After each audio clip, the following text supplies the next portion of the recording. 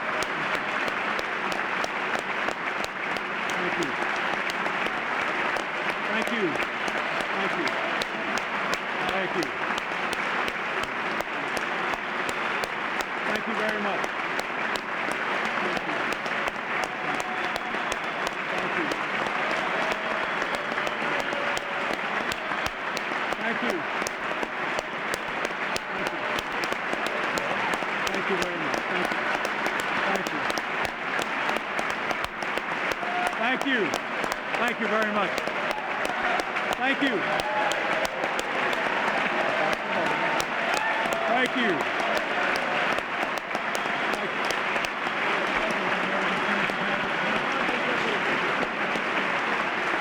Thank you.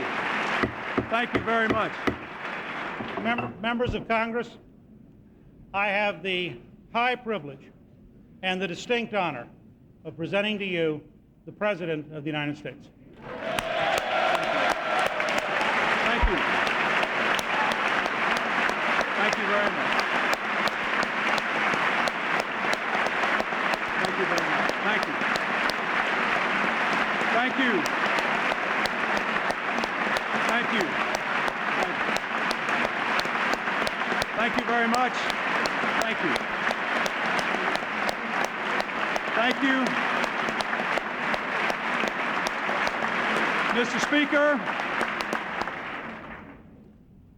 Speaker, Mr. Vice President, members of the 105th Congress, distinguished guests, my fellow Americans, I think I should start by saying thanks for inviting me back.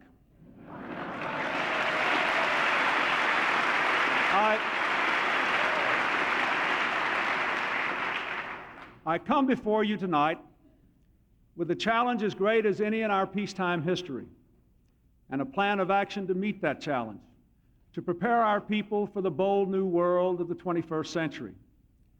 We have much to be thankful for. With 4 years of growth, we have won back the basic strength of our economy. With crime and welfare rolls declining, we are winning back our optimism, the enduring faith that we can master any difficulty. With the Cold War receding and global commerce at record levels, we are helping to win an unrivaled peace and prosperity all across the world. My fellow Americans, the state of our union is strong.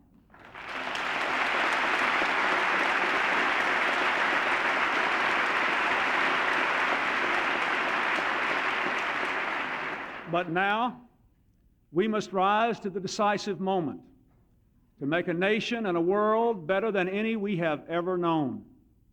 The new promise of the global economy, the information age, unimagined new work, life-enhancing technology, all these are ours to seize.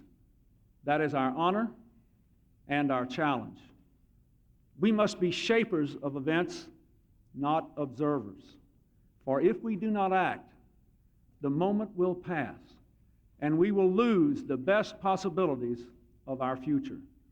We face no imminent threat, but we do have an enemy. The enemy of our time is inaction. So tonight I issue a call to action. Action by this Congress, action by our states, by our people, to prepare America for the 21st century. Action to keep our economy and our democracy strong and working for all our people.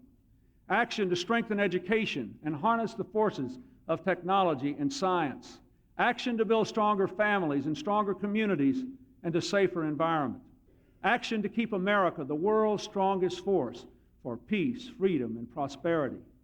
And above all, action to build a more perfect union here at home. The spirit we bring to our work will make all the difference.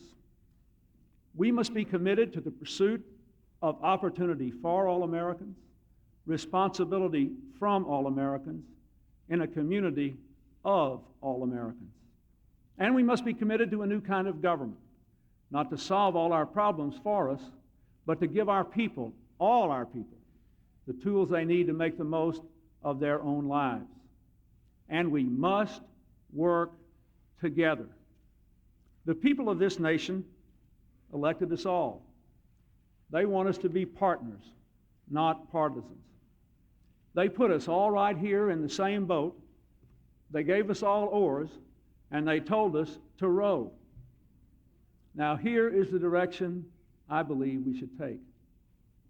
First, we must move quickly to complete the unfinished business of our country, to balance the budget, renew our democracy, and finish the job of welfare reform.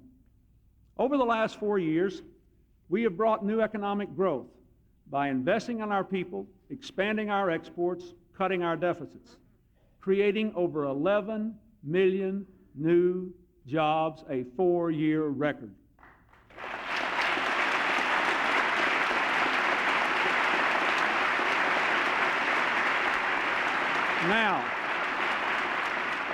Now we must keep our economy the strongest in the world.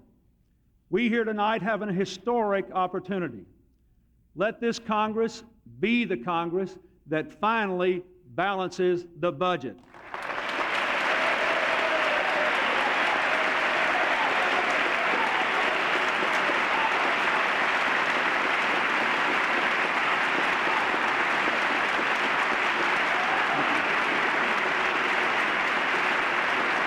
Thank you.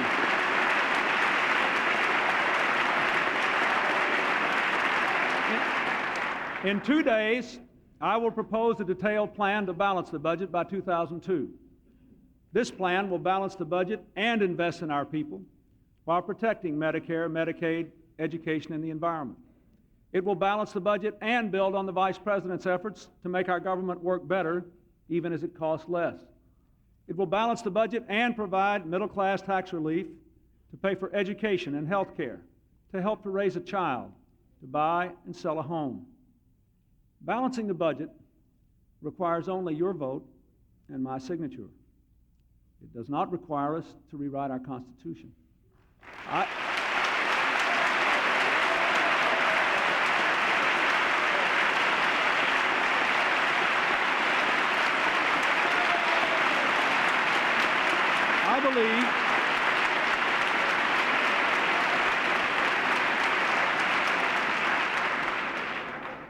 I believe it is both unnecessary and unwise to adopt a balanced budget amendment that could cripple our country in time of economic crisis and force unwanted results such as judges halting Social Security checks or increasing taxes.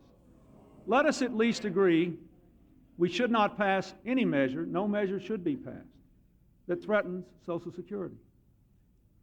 We don't need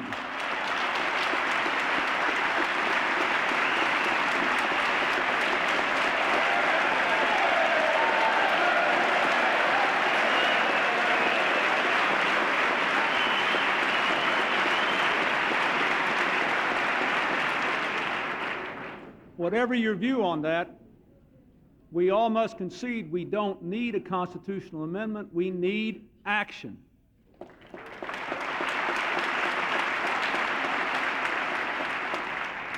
Whatever our differences, we should balance the budget now.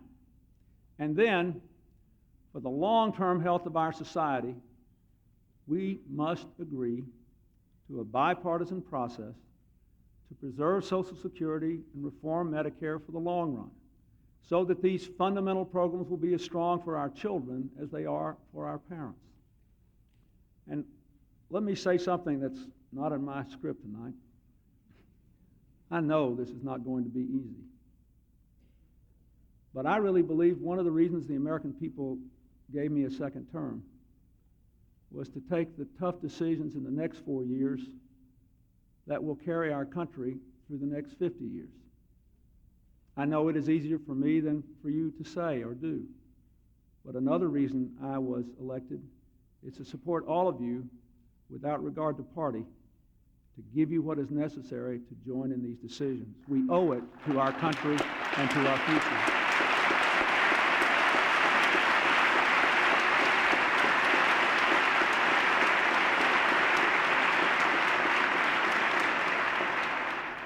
Our second piece of unfinished business requires us to commit ourselves tonight before the eyes of America to finally enacting bipartisan campaign finance reform.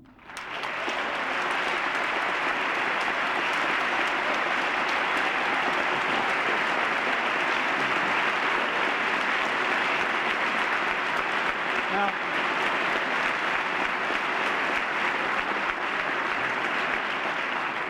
Senators McCain and Feingold, Representatives Shays and Meehan have reached across party lines here to craft tough and fair reform. Their proposal would curb spending, reduce the role of special interests, create a level playing field between challengers and incumbents, and ban contributions from non-citizens, all corporate sources, and the other large soft money contributions that both parties receive. You know and I know that this can be delayed. And you know and I know that delay will mean the death of reform. So let's set our own deadline. Let's work together to write bipartisan campaign finance reform into law and pass McCain-Feingold by the day we celebrate the birth of our democracy, July the 4th.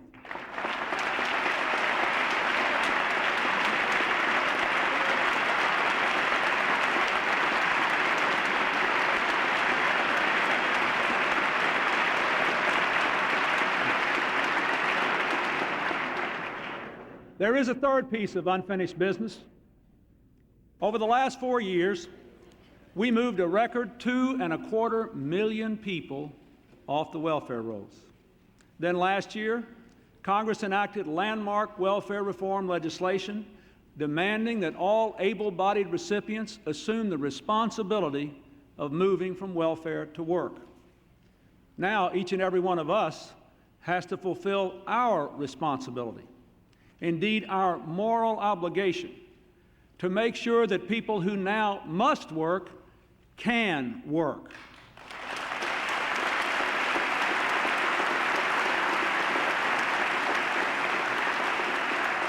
Now we must act to meet a new goal: 2 million more people off the welfare rolls by the year 2000.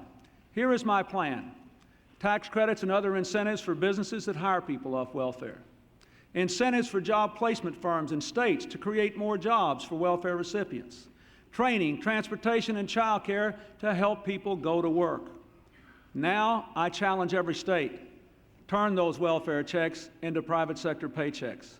I challenge every religious congregation, every community nonprofit, every business to hire someone off welfare. And I'd like to say especially to every employer in our country who ever criticized the old welfare system: you can't blame that old system anymore. We have torn it down. Now do your part. Give someone on welfare the chance to go to work.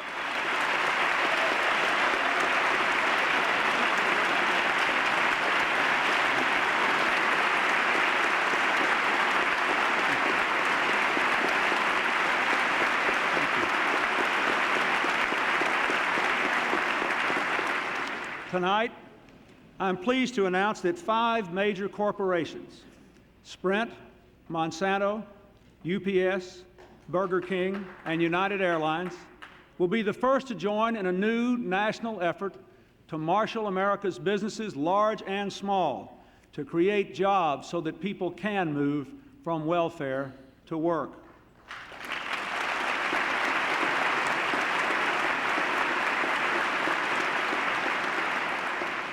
We passed welfare reform. All of you know I believe we were right to do it.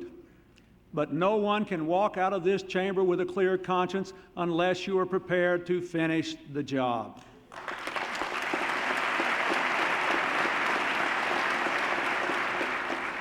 And we must join together to do something else, too, something both Republican and Democratic governors have asked us to do, to restore basic health and disability benefits when misfortune strikes immigrants who came to this country legally, who work hard, pay taxes, and obey the law. To do otherwise is simply unworthy of a great nation of immigrants.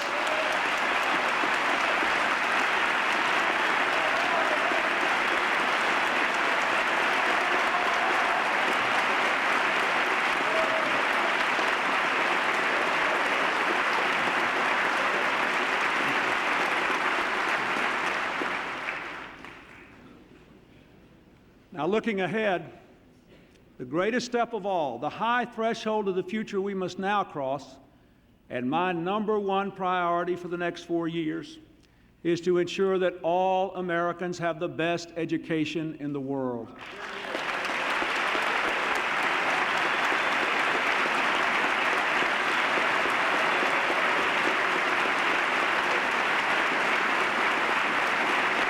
Thank you. Let's work together to meet these 3 goals. Every 8-year-old must be able to read. Every 12-year-old must be able to log onto the internet. Every 18-year-old must be able to go to college, and every adult American must be able to keep on learning for a lifetime.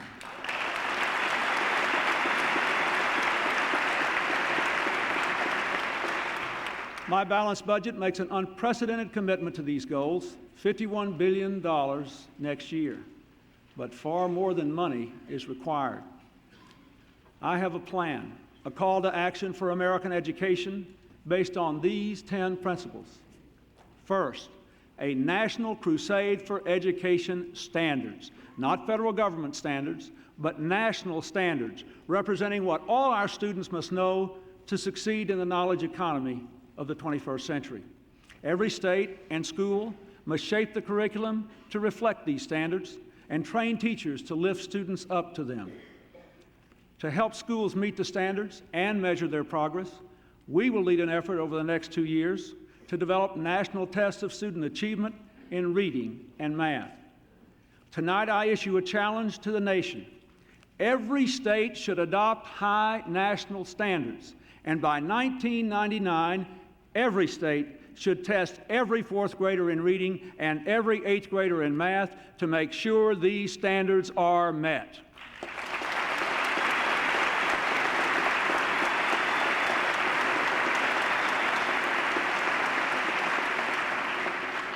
Raising standards will not be easy, and some of our children will not be able to meet them at first.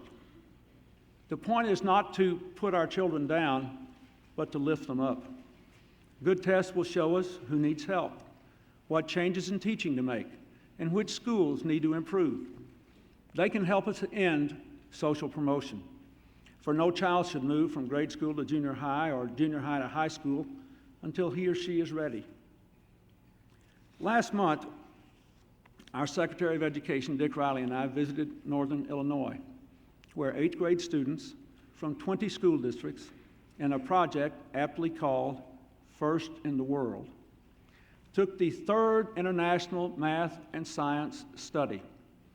That's a test that reflects the world-class standards our children must meet for the new era. And those students in Illinois tied for 1st in the world in science and came in 2nd in math. 2 of them, Kristen Tanner and Chris Getzla, are here tonight along with their teacher, Sue Winsky. They're up there with the First Lady, and they prove that when we aim high and challenge our students, they will be the best in the world. Let's give them a hand. Stand up, please.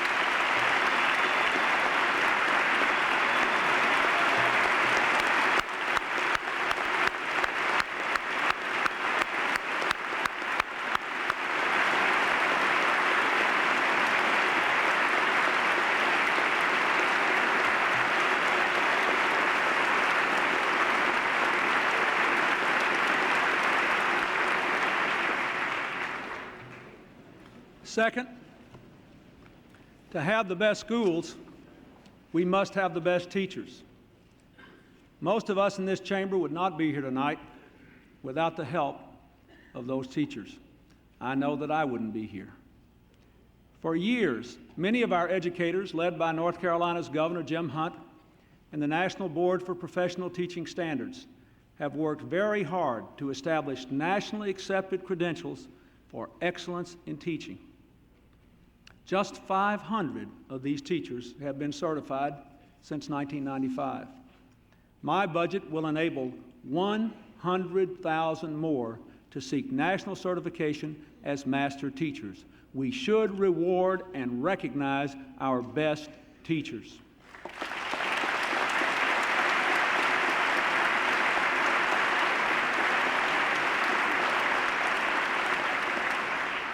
And as we reward them, we should quickly and fairly remove those few who don't measure up, and we should challenge more of our finest young people to consider teaching as a career. Third, we must do more to help all our children read. 40% of our 8-year-olds cannot read on their own. That's why we have just launched the America Reads Initiative, to build a citizen army of 1 million volunteer tutors to make sure every child can read independently by the end of the 3rd grade. We will use thousands of AmeriCorps volunteers to mobilize this citizen army. We want at least 100,000 college students to help, and tonight I'm pleased that 60 college presidents have answered my call, pledging that thousands of their work-study students will serve for 1 year as reading tutors.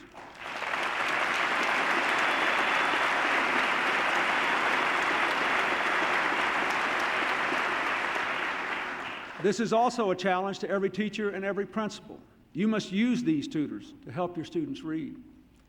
And it is especially a challenge to our parents. You must read with your children every night. This leads to the 4th principle. Learning begins in the first days of life. Scientists are now discovering how young children develop emotionally and intellectually from their very first days, and how important it is for parents to begin immediately talking, singing, even reading to their infants.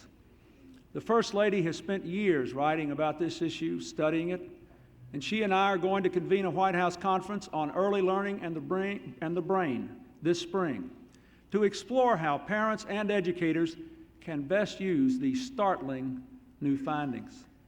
We already know we should start teaching children before they start school. That's why this balanced budget expands Head Start to 1 million children by 2002.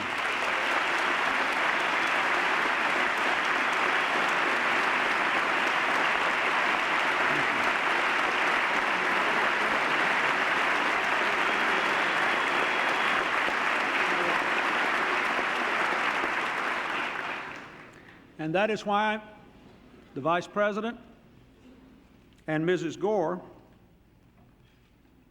will host their annual family conference this June on what we can do to make sure that parents are an active part of their children's learning all the way through school. They've done a great deal to highlight the importance of family in our life, and now they're turning their attention to getting more parents involved in their children's learning all the way through school. I thank you, Mr. Vice President, and I thank you especially, Tipper, for what you're doing.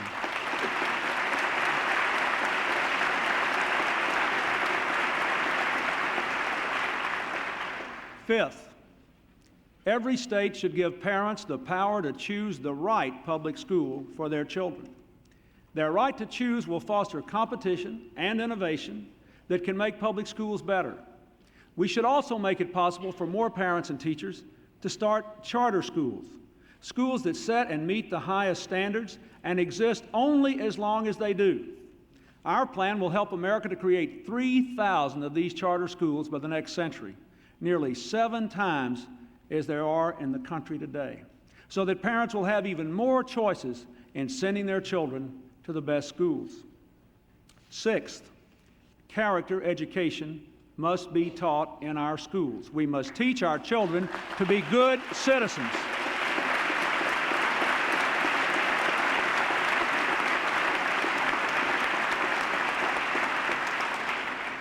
And we must continue to promote order and discipline, supporting communities that introduce school uniforms impose curfews, enforce truancy laws, remove disruptive students from the classroom, and have zero tolerance for guns and drugs in schools.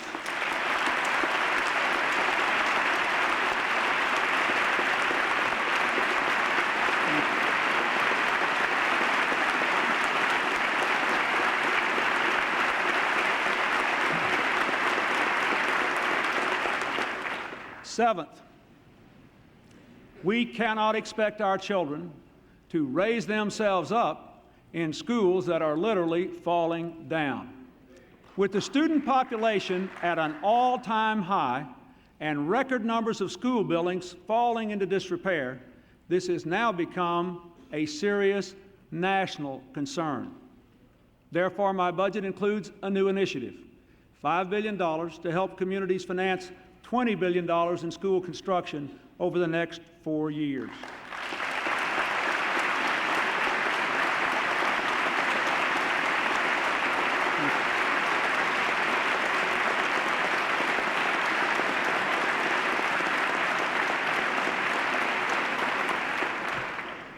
Eighth, we must make the 13th and 14th years of education, at least 2 years of college, just as universal in America by the 21st century as a high school education is today, and we must open the doors of college to all Americans.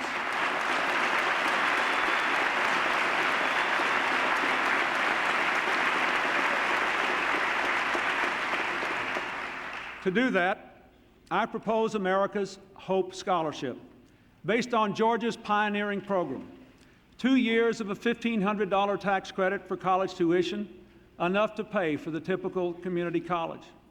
I also propose a tax deduction of up to $10,000 a year for all tuition after high school, an expanded IRA you can withdraw from tax-free for education, and the largest increase in Pell Grant scholarship in 20 years.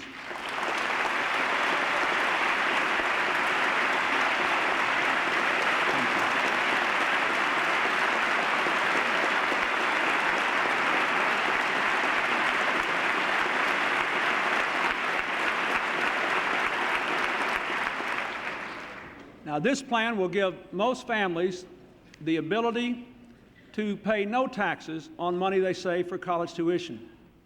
I ask you to pass it and give every American who works hard the chance to go to college. Ninth, in the 21st century, we must expand the frontiers of learning across a lifetime. All our people of whatever age must have the chance to learn new skills. Most Americans live near a community college. The roads that take them there can be passed to a better future. My GI Bill for America's workers will transform the confusing tangle of federal training programs into a simple skill grant to go directly into eligible workers' hands. For too long, this bill has been sitting on that desk there without action. I ask you to pass it now. Let's give more of our workers the ability to learn and to earn for a lifetime.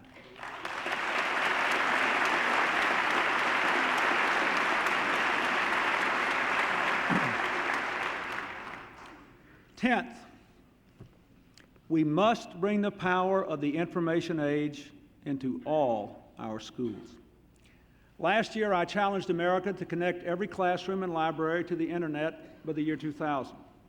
So that for the first time in our history, children in the most isolated rural towns, the most comfortable suburbs, the poorest inner city schools will have the same access to the same universe of knowledge.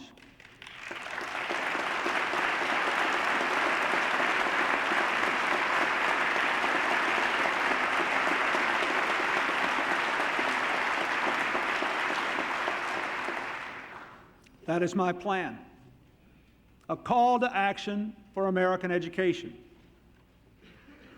Some may say that it is unusual for a president to pay this kind of attention to education. Some may say it is simply because the president and his wonderful wife have been obsessed with this subject for more years than they can recall. That is not what is driving these proposals. We must understand the significance of this endeavor. One of the greatest sources of our strength throughout the Cold War was a bipartisan foreign policy. Because our future was at stake, politics stopped at the water's edge. Now I ask you, and I ask all our nation's governors, I ask parents, teachers, and citizens all across America for a new nonpartisan commitment to education. Because education is a critical national security issue for our future, and politics must stop at the schoolhouse door.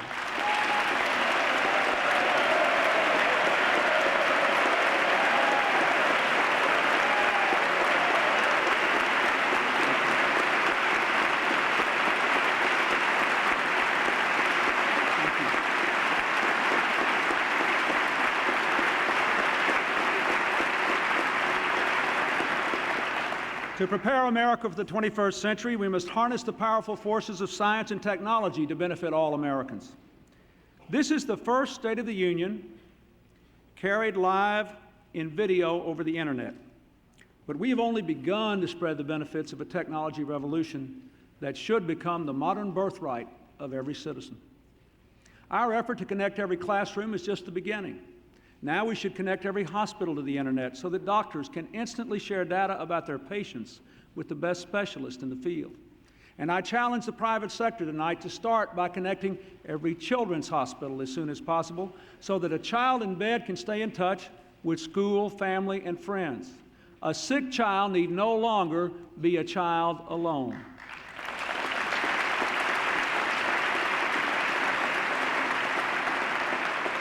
We must build the second generation of the internet so that our leading universities and national laboratories can communicate in speeds 1,000 times faster than today, to develop new medical treatments, new sources of energy, new ways of working together. But we cannot stop there. As the internet becomes our new town square, a computer in every home, a teacher of all subjects, a connection to all cultures. This will no longer be a dream, but a necessity. And over the next decade, that must be our goal.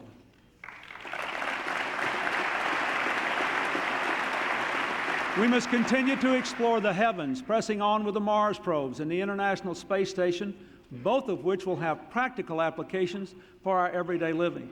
We must speed the remarkable advances in medical science. The Human Genome Project is now decoding the genetic mysteries of life. American scientists have discovered genes linked to breast cancer and ovarian cancer, and medication that stops a stroke in progress and begins to reverse its effects, and treatments that dramatically lengthen the lives of people with HIV and AIDS. Since I took office, funding for AIDS research at the National Institutes of Health has increased dramatically to $1.5 billion. With new resources, NIH will now become the most powerful discovery engine for an AIDS vaccine, working with other scientists to finally end the threat of AIDS.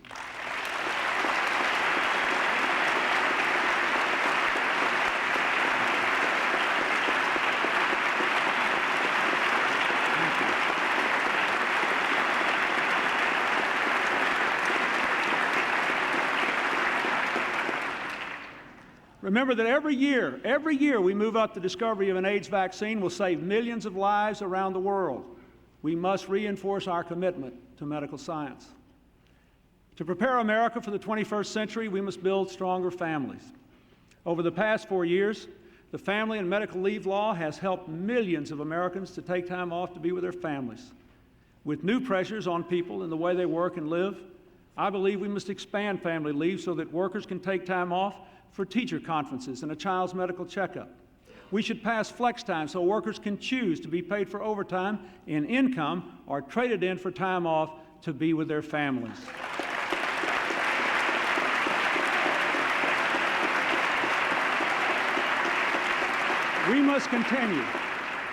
We must continue step by step to give more families access to affordable, quality health care. 40 million Americans still lack health insurance.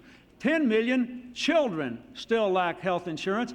80% of them have working parents who pay taxes. That is wrong.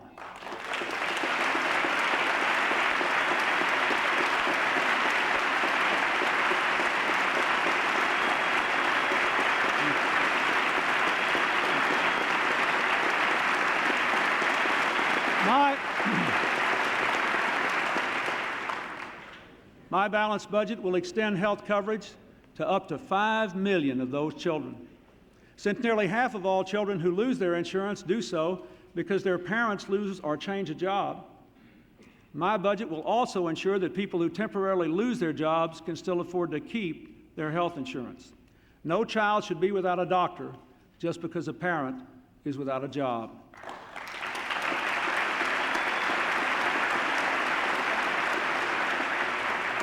My Medicare plan modernizes Medicare, increases the life of the trust fund to 10 years, provides support for respite care for the many families with loved ones afflicted with Alzheimer's, and for the first time, it would fully pay for annual mammograms.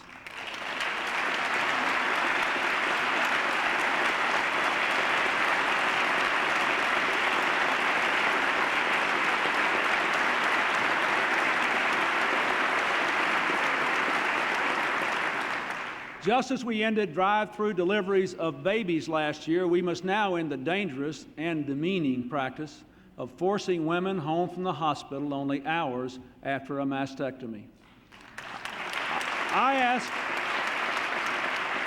ask your support for bipartisan legislation to guarantee that a woman can stay in the hospital for 48 hours after a mastectomy. With us tonight is Dr. Kristen Zarfos, a Connecticut surgeon whose outrage at this practice spurred a national movement and inspired this legislation. I'd like her to stand so we can thank her for her efforts. Dr. Zarfos, thank you. Thank you.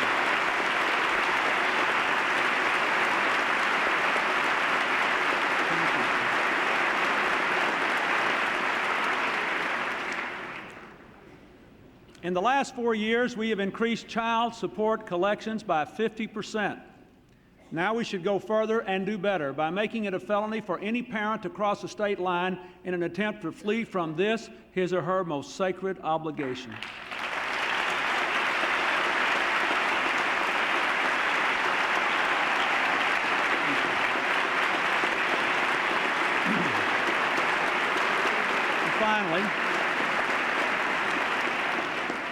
Finally, we must also protect our children by standing firm in our determination to ban the advertising and marketing of cigarettes that endanger their lives.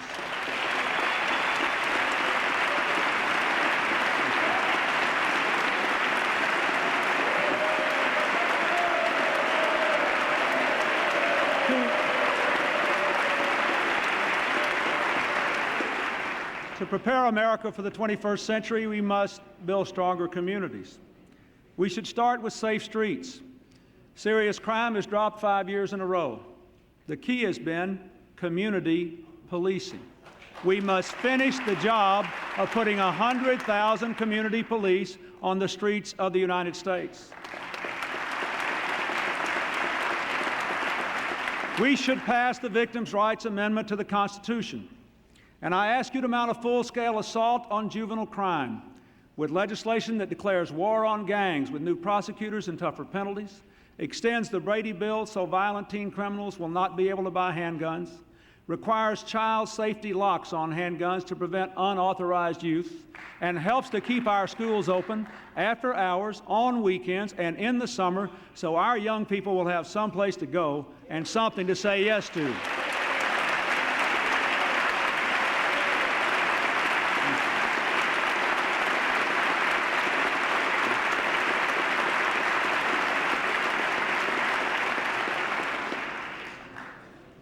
This balanced budget includes the largest anti-drug effort ever to stop drugs at their source, punish those who push them, and teach our young people that drugs are wrong, drugs are illegal, and drugs will kill them. I hope you will support it.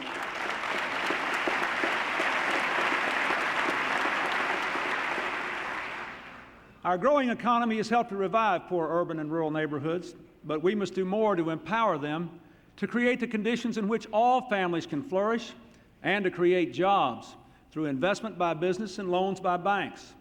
We should double the number of empowerment zones. They've already brought so much hope to communities like Detroit, where the unemployment rate has been cut in half in 4 years.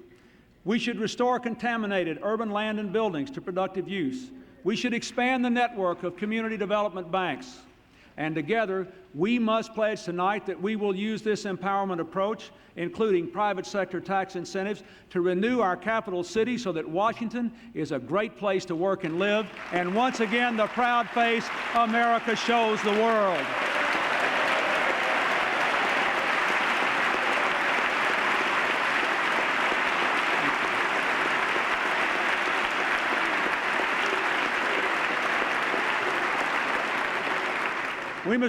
We must protect our environment in every community.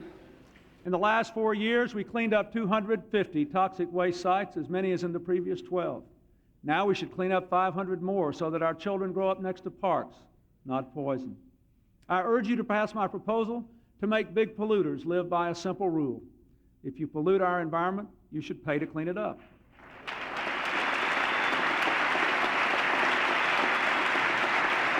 In the last 4 years, we strengthened our nation's safe food and clean drinking water laws. We protected some of America's rarest, most beautiful land in Utah's Red Rocks region, created 3 new national parks in the California desert, and began to restore the Florida Everglades. Now we must be as vigilant with our rivers as we are with our lands. Tonight I announce that this year I will designate 10 American heritage rivers to help communities alongside them revitalize their waterfronts and clean up pollution in the rivers, proving once again that we can grow the economy as we protect the environment.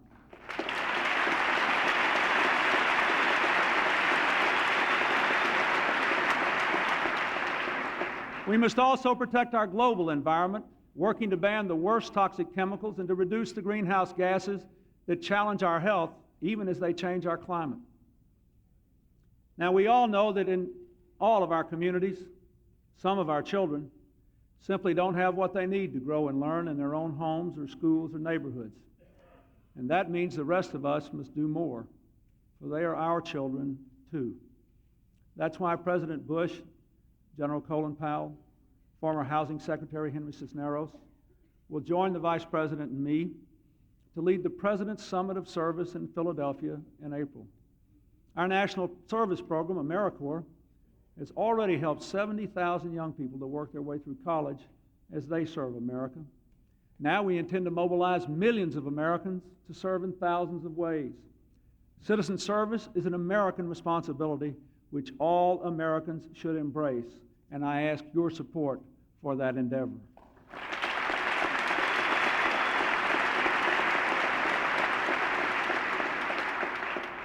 I'd like to make just one last point about our national community.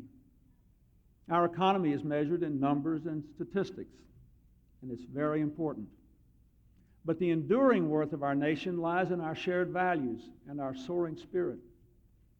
So instead of cutting back on our modest efforts to support the arts and humanities, I believe we should stand by them and challenge our artists, musicians, and writers. Challenge our museums, libraries, and theaters.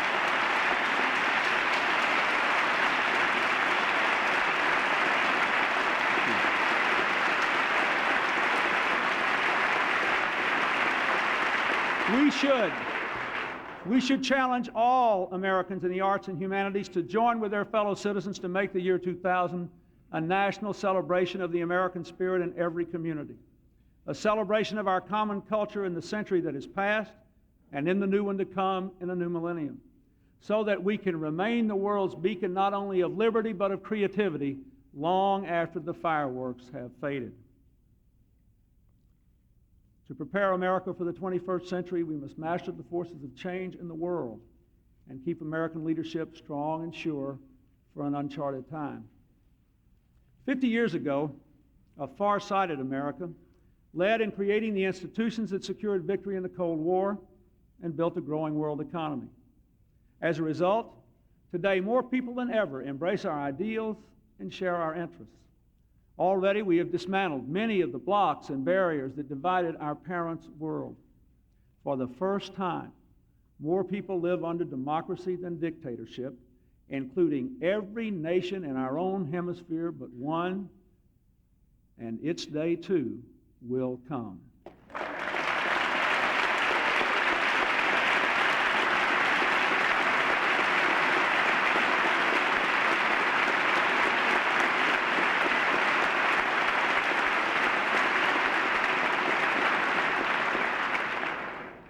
Now we stand at another moment of change and choice, and another time to be far-sighted, to bring America 50 more years of security and prosperity. In this endeavor, our first task is to help to build for the very first time an undivided, democratic Europe. When Europe is stable, prosperous, and at peace, America is more secure. To that end, we must expand NATO by 1999 so that countries that were once our adversaries can become our allies. At the special NATO summit this summer, that is what we will begin to do. We must strengthen NATO's partnership for peace with non-member allies, and we must build a stable partnership between NATO and a democratic Russia.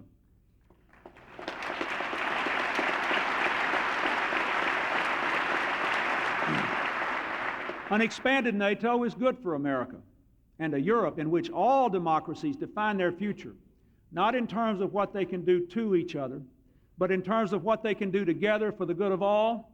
That kind of Europe is good for America. Second, America must look to the East no less than to the West. Our security demands it. Americans fought 3 wars in Asia in this century.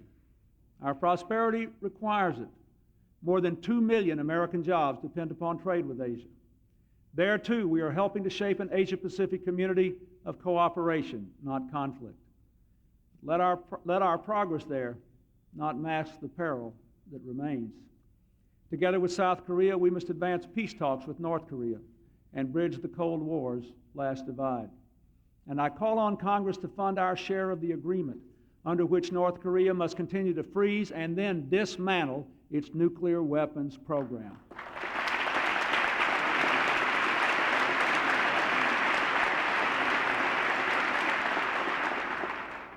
We must pursue a deeper dialogue with China for the sake of our interests and our ideals.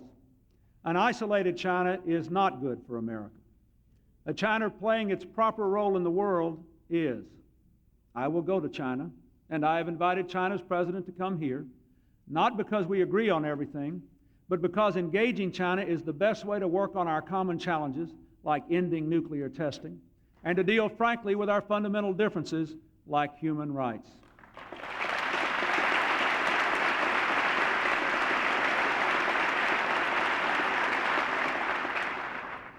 The American people must prosper in the global economy. We've worked hard to tear down trade barriers abroad so that we can create good jobs at home. I'm proud to say that today, America is once again the most competitive nation and the #1 exporter in the world.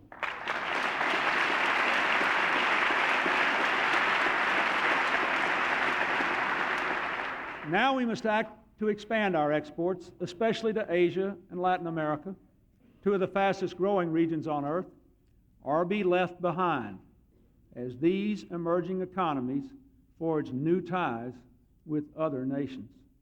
That is why we need the authority now to conclude new trade agreements that open markets to our goods and services, even as we preserve our values.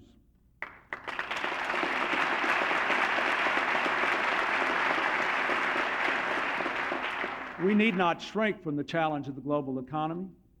After all, we have the best workers and the best products. In a truly open market, we can outcompete anyone, anywhere on earth. But this is about more than economics. By expanding trade, we can advance the cause of freedom and democracy around the world. There is no better example of this truth than Latin America, where democracy and open markets are on the march together. That is why I will visit there in the spring to reinforce our important ties. We should all be proud that America led the effort to rescue our neighbor, Mexico, from its economic crisis. And we should all be proud that last month, Mexico repaid the United States 3 full years ahead of schedule with $500 million profit to us.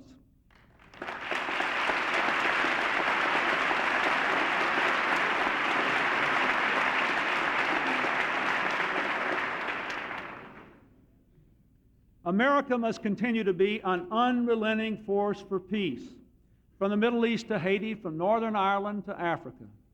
Taking reasonable risks for peace keeps us from being drawn into far more costly conflicts later. With American leadership, the killing is stopped in Bosnia. Now the habits of peace must take hold. The new NATO force will allow reconstruction and reconciliation to accelerate. Tonight I ask Congress to continue its strong support of our troops. They are doing a remarkable job there for America, and America must do right by them.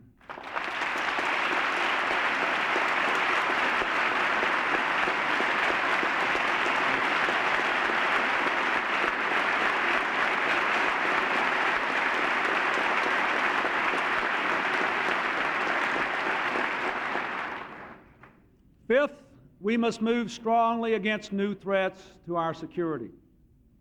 In the past 4 years, we led the way to a worldwide agreement to ban nuclear testing. With Russia, we dramatically cut nuclear arsenals, and we stopped targeting each other's citizens. We are acting to prevent nuclear materials from falling into the wrong hands and to rid the world of landmines.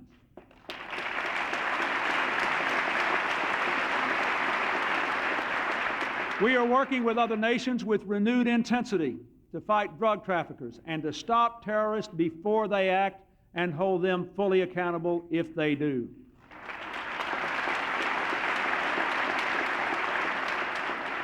Now we must rise to a new test of leadership, ratifying the Chemical Weapons Convention.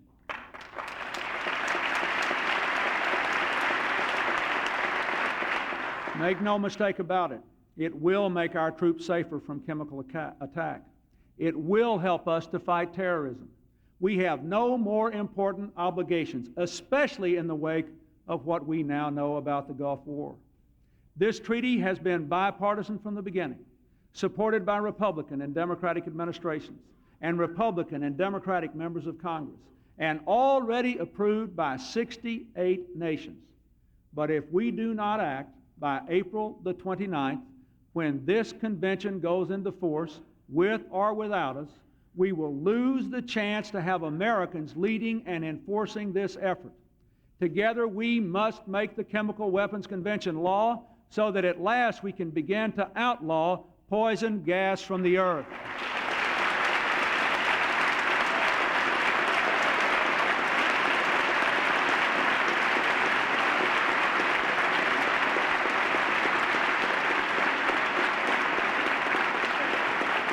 Finally, we must have the tools to meet all these challenges. We must maintain a strong and ready military. We must increase funding for weapons modernization by the year 2000, and we must take good care of our men and women in uniform. They are the world's finest.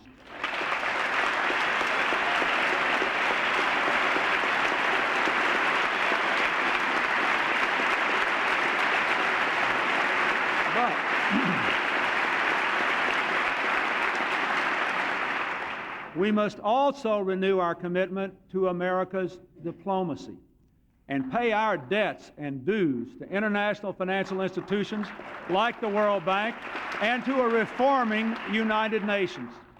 Every dollar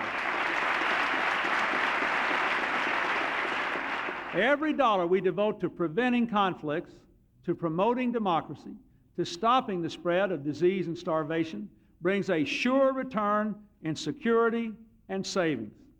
Yet international affairs spending today is just 1% of the federal budget, a small fraction of what America invested in diplomacy to choose leadership over escapism at the start of the Cold War. If America is to continue to lead the world, we here who lead America simply must find the will to pay our way. A far-sighted America moved the world to a better place over these last 50 years, and so it can be for another 50 years.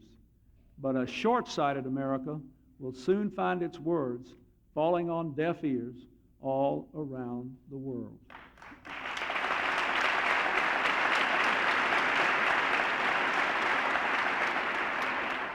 Almost exactly 50 years ago, in the first winter of the Cold War, President Truman stood before a Republican Congress and called upon our country to meet its responsibilities of leadership.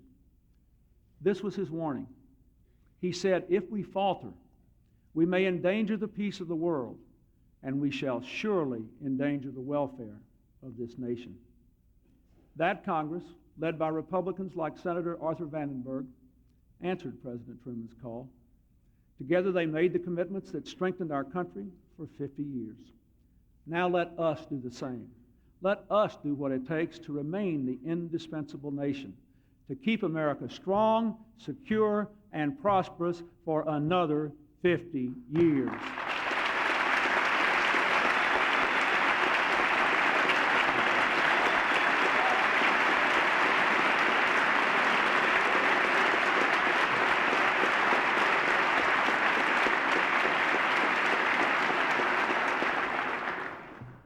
In the end, more than anything else, our world leadership grows out of the power of our example here at home, out of our ability to remain strong as one America. All over the world, people are being torn asunder by racial, ethnic, and religious conflicts, fuel fanaticism, and terror. We are the world's most diverse democracy, and the world looks to us to show that it is possible to live and advance together across those kinds of differences. America has always been a nation of immigrants. From the start, a steady stream of people in search of freedom and opportunity have left their own lands to make this land their home. We started as an experiment in democracy fueled by Europeans. We have grown into an experiment in democratic diversity fueled by openness and promise. My fellow Americans, we must never, ever believe that our diversity is a weakness. It is our greatest strength.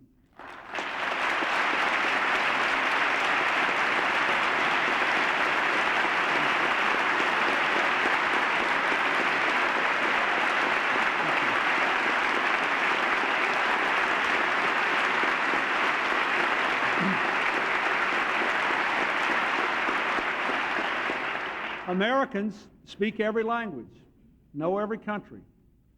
People on every continent can look to us and see the reflection of their own great potential, and they always will, as long as we strive to give all of our citizens, whatever their background, an opportunity to achieve their own greatness. We're not there yet. We still see evidence of abiding bigotry and intolerance in ugly words and awful violence, in burned churches and bomb buildings. We must fight against this in our country and in our hearts.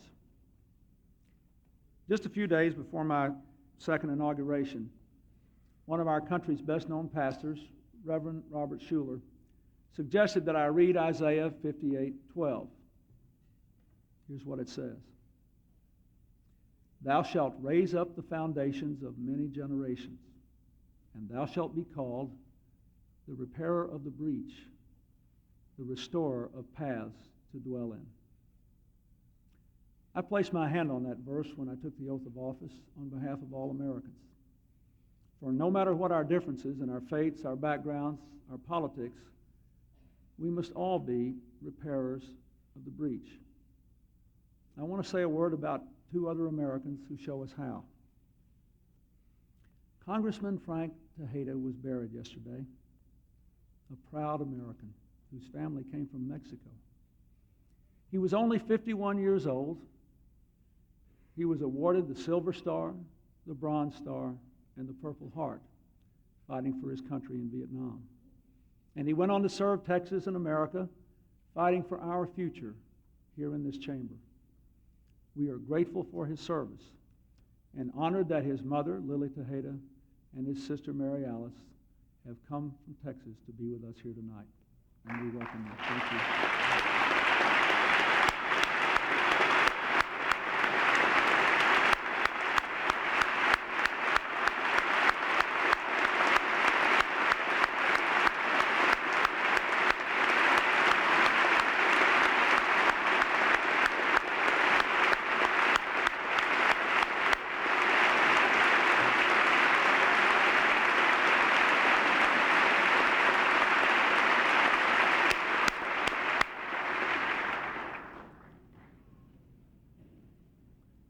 Gary Locke, the newly elected governor of Washington State, is the first Chinese-American governor in the history of our country. He's the proud son of two of the millions of Asian American immigrants who strengthened America with their hard work, family values, and good citizenship. He represents the future we can all achieve. Thank you, Governor, for being here. Please stand up.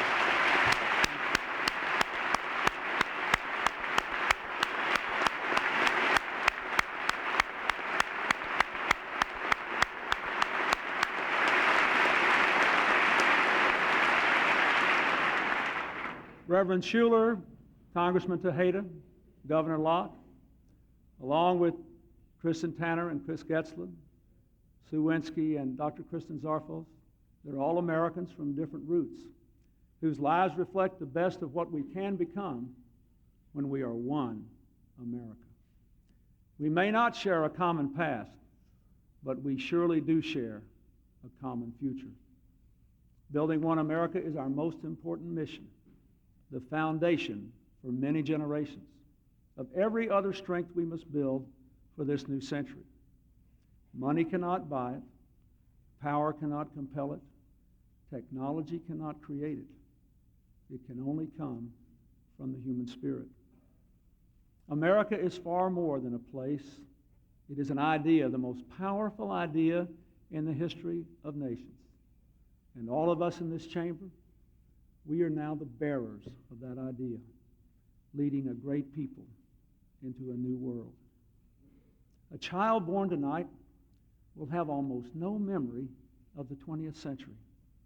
Everything that child will know about America will be because of what we do now to build a new century. We don't have a moment to waste. Tomorrow there will be just over 1,000 days until the year 2000. 1,000 days to prepare our people. 1,000 days to work together. 1,000 days to build a bridge to a land of new promise. My fellow Americans, we have work to do. Let us seize those days and the century. Thank you. God bless you, and God bless America.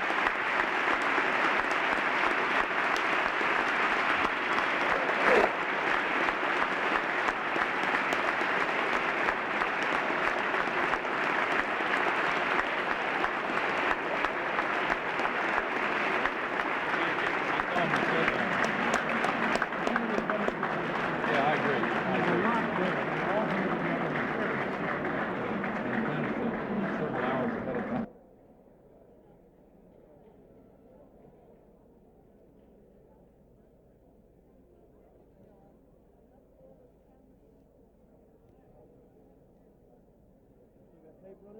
Yeah, man.